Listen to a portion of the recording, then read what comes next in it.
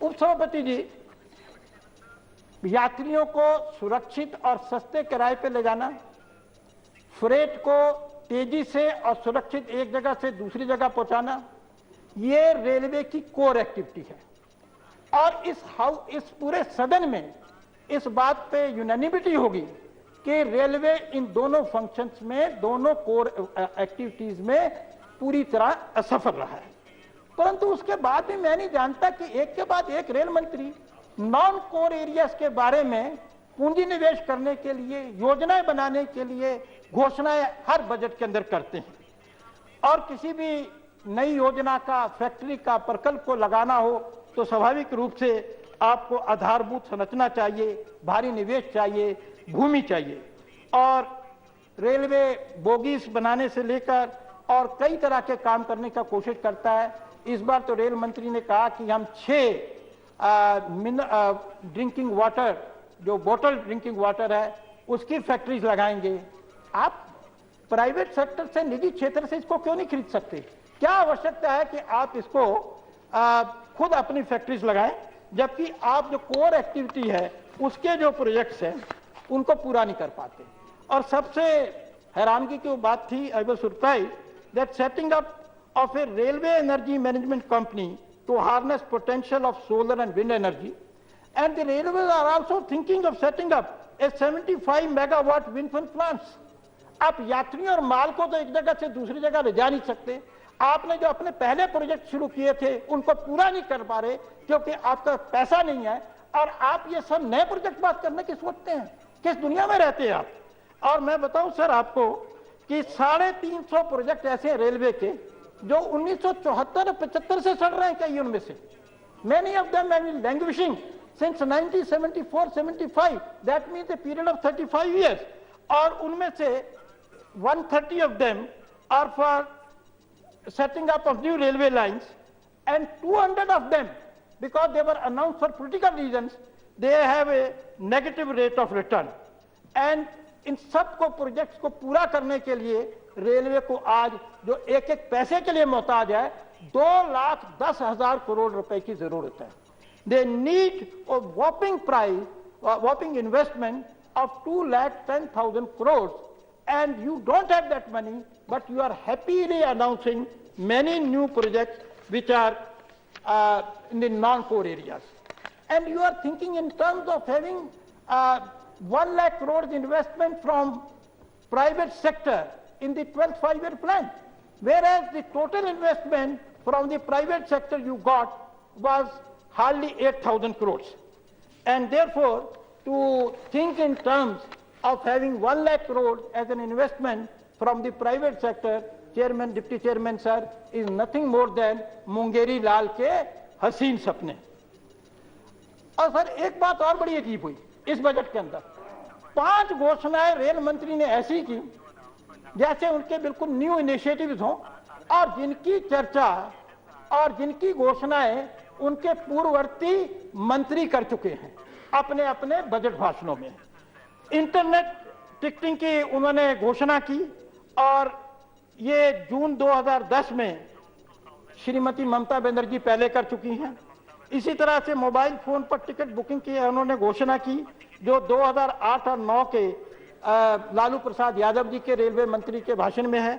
इसी तरह से 139 पर SMS के जरिए गाड़ी और अन्य विवरण की जानकारी की सुविधा देने की घोषणा जो थी वो 2009 और 10 में तत्कालीन रेल मंत्री श्रीमती सुश्री ममता बनर्जी ने की। और उपसभापति जी, नेक्स्ट जनरेशन ई टिकटिंग की सुविधा भी पवन कुमार बंसल जी ने करने की कोशिश की, जबकि पिछले साल मुकुल राय जो मंत्री थे उन्होंने इसके लिए 55 करोड़ रुपए दिए थे। और इलेक्ट्रॉनिक डिस्प्ले सिस्टम लगाने की घोषणा 2008 और 9 के अंदर भी लालू प्रसाद यादव जी ने की।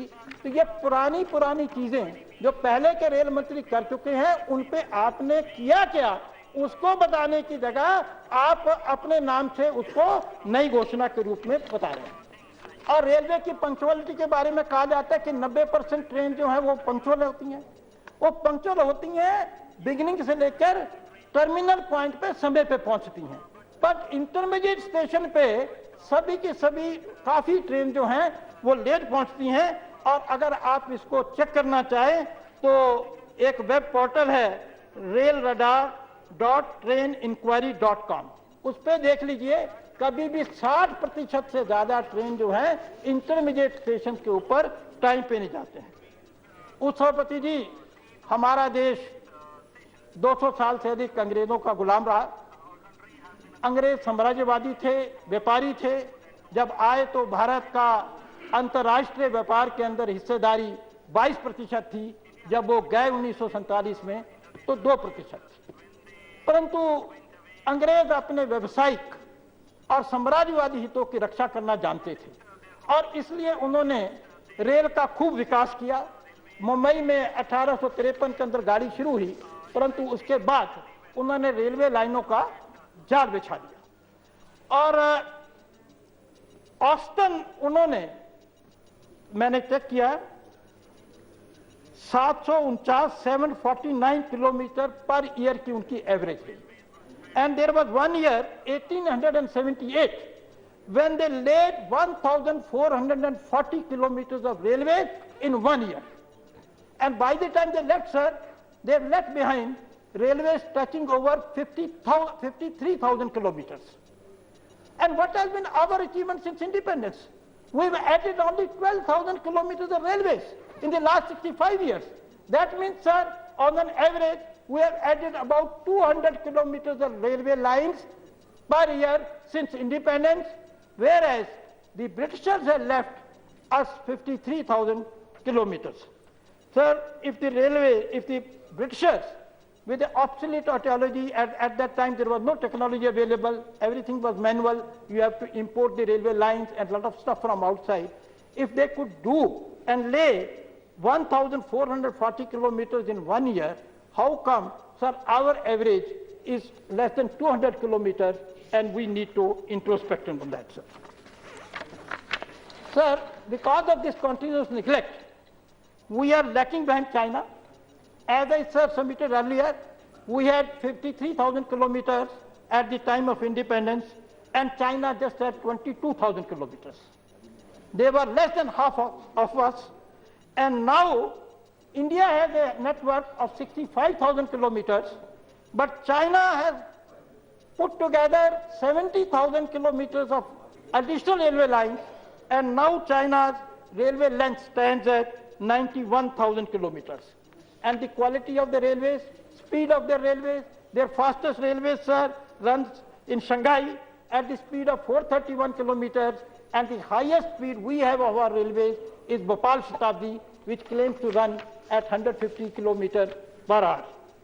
Sir, China plans to add 30,000 kilometers in next 7 years, whereas we plan to, at this speed which we have, Kachue Ki Chal, we may add only 1,400 kilometers in the next year, sir, the next 7 years. Sir, उपसभापति जी, हमको ये निर्णय करना है कि railway एक व्यावसायिक संगठन है या इसका समाज और देश के प्रति भी कोई कर्तव्य है। उपसभापति जी, भारतीय रेल के कार्य और दायित्व का विभाजन होना चाहिए। रेलवे का एक भाग शुद्ध रूप से व्यावसायिक और दूसरा सामाजिक और राष्ट्रीय सरोकारों से निर्देशित होना चाहिए। Sir, what I want to say is that let the present network be run on commercial lines, but you have remote areas, sir.